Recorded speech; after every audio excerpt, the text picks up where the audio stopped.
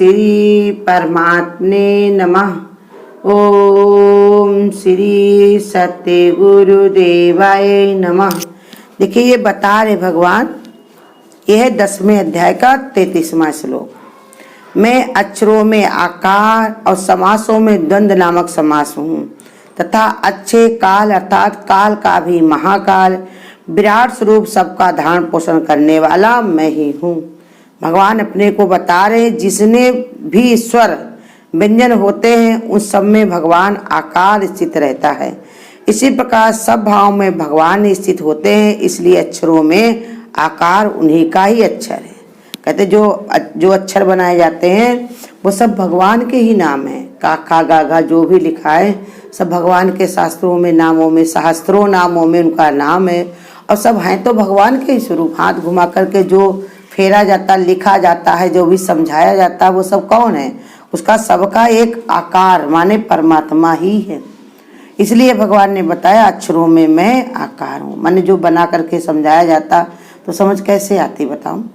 समझ अगर भगवान तुम्हारे अंदर नहीं हो तो कैसे कोई समझा पाएगा, कैसे किसी के समझ में आएगा? इसलिए भगवान ने कहा वो आकार मैं ही हूँ। और समासों में द्वंद्व, व्याकरण में 4 समास हैं जिसमें 2 शब्दों से मिलने से एक तीसरे शब्द की उत्पत्ति होती है। द्वंद्व के अतिरिक्त शेष तीनों समासों की विशेषता ये है कि जिन शब्दों का योग होता है उसे 1 या 2 शब्दों के अर्थों की गणना होती है, परंतु द्वंद्व में कोई 2 शब्दों की प्रधानता रहती है। इस प्रकार माया के साथ कीड़ा करते हुए भगवान अपना विलक्षण शक्ति से माया को अपने प्रकट का साधन बताते। कहते भगवान अपने जो बता रहे कि व्याकरण जो होती है हिंदी में, तो उसमें 4 शब्दों को 2 शब्दों को मिलाकर के एक शब्द जो तैयार होता है वो तीसरी उत्पत्ति हो जाती है।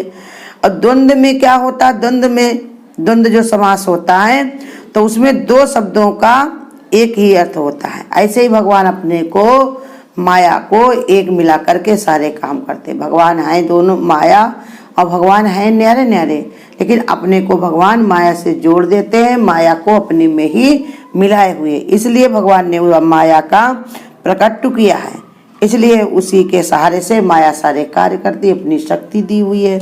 इसलिए ये भी इस प्रकार समास है जिसमें एक दृष्टि में माया, दूसरी दृष्टि में भगवत दिखाई देते हैं। कहते द्वंद्व में दोनों में अलग अलग दिखाई पड़ते हैं। जब ये दृष्टि बनती भगवत बुद्धि तो हमको दोनों समझ में आते, माया क्या है और भगवान क्या है। माया वही है जो हमको भरमा देने वाली, अब भगवान ने कहा भगवान वही है जो हमको आनंद से भर देने वाला। संसार की जितनी भी माया है वो क्या है? ये हमको भरमा देती है। ये मोह, ममता, इच्छाएं, कामना, ये सब हमको भरमा देती, तभी हमको बार बार जन्मना और मरना पड़ता है। लेकिन ये भगवान जो है परमात्मा, ये हमको आनंद से इतना तृप्त कर देता है कि हमको दोबारा फिर यहाँ संसार में आने की आवश्यकता नहीं, और जन्मना नहीं तो फिर मृत्यु भी नहीं होगी, और मृत्यु नहीं हुई तो गुरु कहते जन्मना भी नहीं होगा। इसलिए भगवान ने अपना ही रूप बताया। अच्छे काल, जैसा श्लोक संकार बताया जा चुका है कि जिस काल में भगवान का ही रूप है, जब भगवान क्रम को स्वीकार करते हैं तब वही रूप काल का होता है। अंतः काल भी भगवान में ही विलीन हो जाता है, अतः वे अच्छे काल हैं। कहा जो काल है, बता दिया था ना आगे श्लोक में कि जो काल है वो परमात्मा ने बताया मेरा ही स्वरूप है, मेरी आज्ञा से काल कार्य करता है। भगवान कहते वो दूसरा कुछ नहीं, मैं ही हूँ। लेकिन इसमें और बता दिए कि वो काल जो भगवान ने कार्यकर्ता बनाया हुआ है कार्य को, वो भी भगवान ने बताया अपने में ही विलीन हो जाता है। कैसे? जब भगवान सृष्टि रचते हैं तब सब कार्य कर दिए जाते हैं। जैसे कोई जमीन खाली पड़ी हो और कोई कंपनी आकर के वहाँ काम शुरू करे तो कोई मैनेजर बनेगा, कोई चपरासी बनेगा, कोई उसमें वो जो हेड बनेगा, बॉस बनेगा। तो ऐसे ही सबका अपना अपना स्थान बनता चला जाता अपनी योग्यता के अनुसार। और उसके बाद में जब सृष्टि अगर वो खाली हो जाए, वहाँ पर कंपनी हट जाए, चला जाए तो सब खाली हो जाता। ऐसे ही सृष्टि भी है। भगवान जब रचना करते हैं तो सबको सब बना देते हैं, और जो सृष्टि हटाते हैं सब अपने में विलीन करते हैं तो सब जैसे के तैसा ही सब विलीन हो जाता। भगवान ही सबके धारण पोषण करने वाले हैं, सर्वव्यापी हैं, विश्व के रूप में ही वो व्यक्त हैं। भगवान ही सबके अंदर विद्यमान है, वही धारण पोषण करने वाले हैं। और कहते विश्व में वो भगवान से ही वो सब व्यक्त है। विश्व में जो भी रूप है सब भगवान से ही व्यक्त है, भगवान के अलावा दूसरा है क्या। सिया राम में सब जग मानी माही, करऊं प्रणाम जोर जुग पाई। भगवान कहते संसार में एक परमात्मा के अलावा दूसरा कुछ है नहीं। हम नहीं देख पा रहे तो ये हमारी भूल है ना, हमारी कमी है, लेकिन भगवान की कोई कमी नहीं। वो तो कण कण में व्याप्त है, वो हर जगह पर परमात्मा का ही पसारा है। हे अर्जुन, मैं सबका नाश करने वाला मृत्यु और आगे होने वालों की उत्पत्ति का कारण हूँ, तथा स्त्रियों में कीर्ति श्रीवाक स्मृति मेघा धति मैं ही हूँ। कहते भगवान और क्षमा मैं ही हूँ। भगवान ने अपने को बताया कि सबका नाश करने वाला मृत्यु क्या है, सबको नाश कर देती है। उत्पत्ति और विनाश होने वाले जितने भी आभास हैं वे सब एक भगवान पर अधिष्ठित हैं। इसलिए उत्पन्न होना नाश होना ये दोनों ही भगवान की विभूति हैं। इसलिए भगवान ने अपने को बता दिया। कीर्ति श्री वाक स्मृति मेघा धति क्षमा, ये सब भगवान ने बताया कि स्त्री के वाचक शब्द हैं जो भगवान में विभूतियां हैं। कुछ विद्वान इस 7 शक्तियों को मनुष्य शरीर के अंदर स्थित 7 चक्रों में संबंधित बताते हैं। चक्र शक्ति के केंद्र होते हैं और भगवान उन शक्तियों के रूप में शरीर में अधिष्ठ हैं।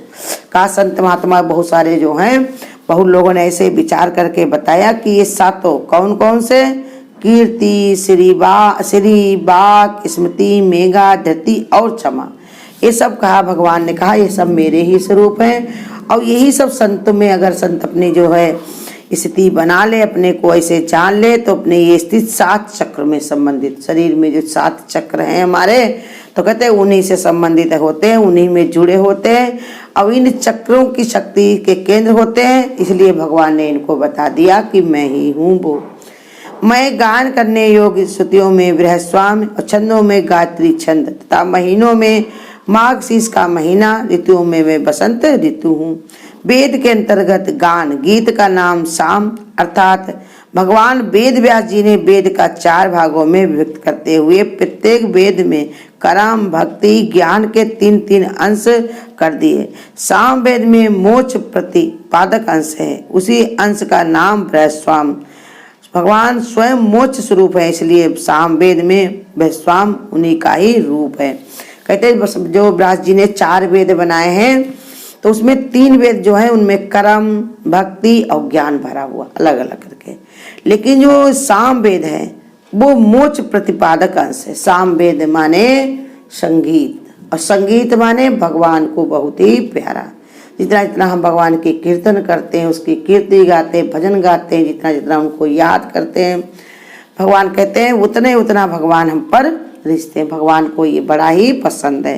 तो यही बता रहे कि साम वेद जो होता है, जिसका मन उसमें रम जाता है, लग जाता है, तो कहते हैं वो मोक्ष को प्रदान करती है, मोक्ष को तक देने वाली है। साम वेद जो है वो मोक्ष तक प्रदान कर देती है। इसलिए भगवान ने अपना रूप उसी को बताया। अक्षरों में गायत्री छंद के 24 अक्षर हैं। गायत्री छंद में गायत्री छंद का ऐसा प्रभाव कहा गया है कि उसका गान करने से सारे वेद का ज्ञान होकर ब्रह्मा की प्राप्ति हो जाती है।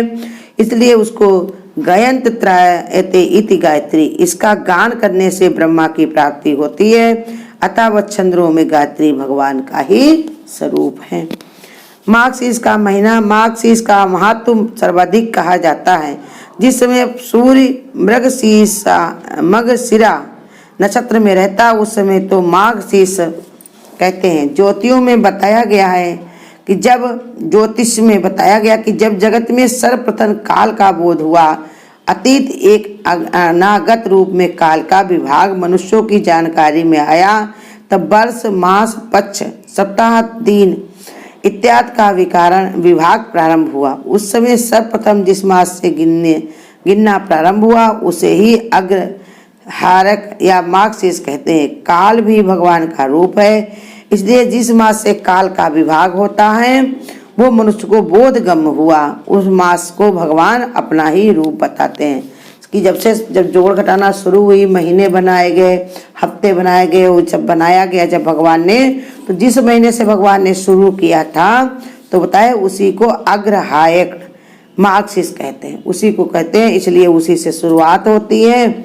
और उसी के बाद उसी में ही वो उसी में विलीन हो जाता है। इसलिए भगवान ने अपना रूप बताया। बोधगम हुआ उस मास को भगवान ने बताया, क्योंकि उसी से जोड़ घटाना हुई और उसी से इंसान के अंदर बोध पैदा हुआ। समझ कहाँ से आई, बुद्धि कहाँ से आई, तो इसलिए समझा रहे कि वो मैं ही हूँ।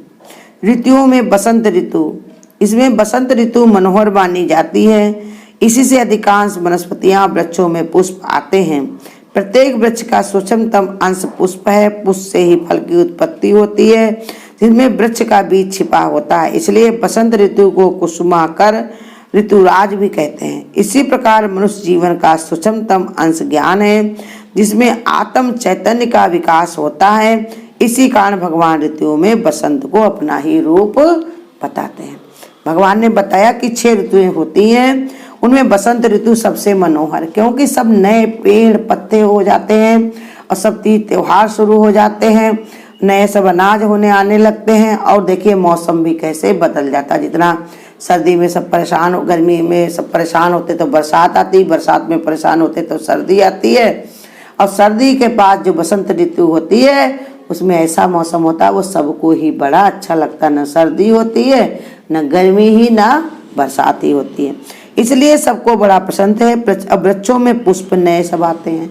अब पुष्प ही वनस्पतियां हैं, कैसे? उनके पुष्पों से ही फल की उत्पत्ति होती है। जिस वृक्ष का बीज छिपा रहता है उसी में ही, इसलिए बसंत ऋतु को कुसुमाकर ऋतुराज भी कहा जाता है। भगवान ने बताया कि जितने भी बीज होते हैं उन्हीं में ही फल छिपे रहते, और फल में ही बिया, माने एक बिया में 100 करने की जो ताकत होती है वो कहाँ पर होती है? फूल में। तो इसलिए बताया अब वही फूल बसंत ऋतु से निकलना शुरू होते सारे पेड़ पौधे में, इसलिए भगवान ने अपना उसी का स्वरूप बताया। ऋतुओं में मैं बसंत हूँ। बसंत ऋतु मेरा अपना ही स्वरूप है, परमात्मा ही उसमें सब विद्यमान है। इसलिए अब भगवान आत्म चैतन्य का विकास हुआ, इसी से हमारे अंदर आत्मा का चैतन्यता आई है, उसी से मेरा विकास हुआ। इसी कारण भगवान ऋतुओं में अपने को बसंत ऋतु बताते हैं।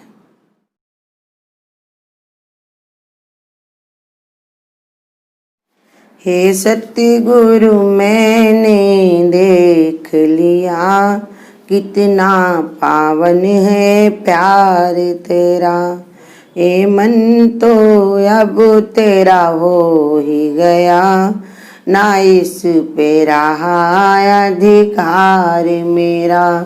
हे सत्य गुरु मैंने देख लिया, कितना अनुपम है प्यार तेरा।